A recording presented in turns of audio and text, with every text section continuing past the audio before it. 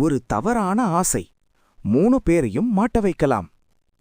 நண்பர்கள் எல்லாரும் போன பிறகு கடற்கரை அமைதியாக இருந்தது. திடீரென்று புகை மேலே எழ ஆரம்பிச்சது. அந்த சின்ன நண்டு மெதுவாக சிரிச்சது. பூ. நண்டு மறைந்து அதற்கு பதிலாக ஜீனி தோன்றினான். நீங்க தேடின மந்திர விளக்கு அது நான்தான். ரவி, வேலன், விக்னேஷ் ஆச்சரியமாக பார்த்தார்கள்.